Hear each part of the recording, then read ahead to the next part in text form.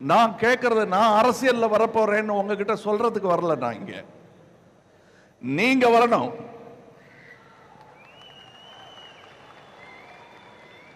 என் கூட வாங்கன்னு கூட கேட்கல. தயவு செய்து வாங்க, வந்து உங்களுடைய power, you have the power, prove it. இப்ப அதுதான் நம்ம பிரச்சனையை. எல்லாரும் வந்து என்னத்த சொல்ல, வெக்கமா இருக்கு, மானமே போகுதுன்னு. யார் மானம் போகுது? நம்ம மானம் போகுது. அதை மாற்றுவதற்கு நீங்கள் வந்தே ஆக வேண்டும். வாத்தியார்கள்லாம் சொல்லுவாங்க, எப்பா படிக்கிற பிள்ளைகளுக்கு அரசியல் சொல்லி கொடுக்காதேன்னு. அவங்க நாளைக்கு கத்துக் கொடுக்க போற பிள்ளைகள், கத்துக் கொடுக்க போற வாத்தியார்கள். நான் முதல்ல சொன்னேனே, இவங்கெல்லாம் தலைவர்கள். அதனால உங்களுக்கு பிடிச்ச துறையை நீங்க தேர்ந்தெடுங்க.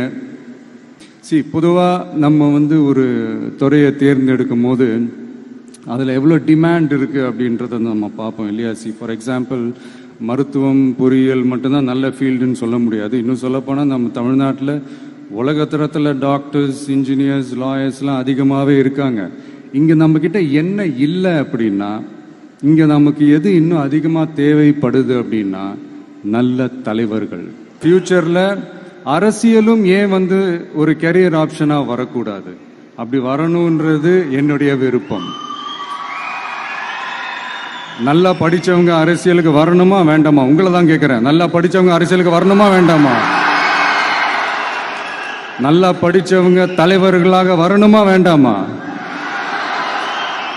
ஓகே, உங்கள் ஆர்வம் எனக்கு புரியுது.